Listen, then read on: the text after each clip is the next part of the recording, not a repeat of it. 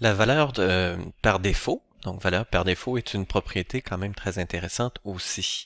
Si je vais voir ici, ça serait le fun, il nous manque une colonne qui pourrait être intéressante de créer, qui est province, puis ça serait le fun que par défaut on affiche Québec, puisque mes clients risquent d'être la plupart du temps de la province de Québec.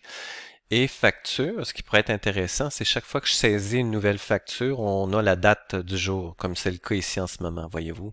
Donc l'étoile qu'on voit ici, c'est pas c'est pas un enregistrement existant, ça indique à l'usager comme moi en ce moment.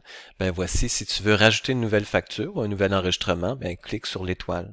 Donc l'étoile veut dire un nouvel emplacement à saisir l'information. Et là, voyez-vous, il suggère automatiquement 26 octobre, qui est la date du jour.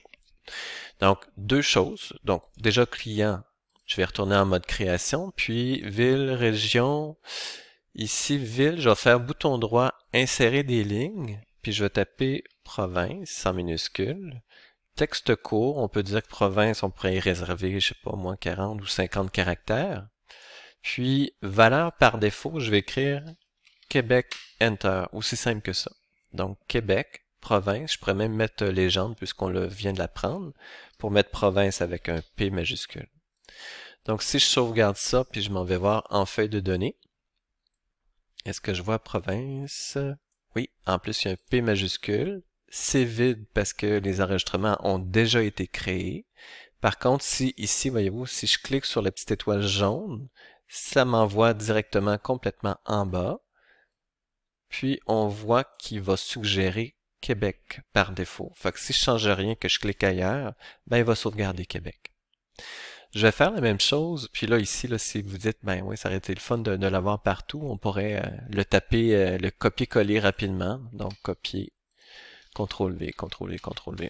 Donc on pourrait l'appliquer partout, comme ceci, ou encore éventuellement, on pourrait faire autre chose qui automatise l'action, mais bon, il y a juste 63 clients, on va pouvoir faire ça simplement. Pour la facture maintenant. La facture, j'aimerais avoir cette date-là. Vous allez voir qu'elle est déjà faite pour la date. Voyez-vous, légende date, mais valeur par défaut. Oh, on dirait une fonction Excel.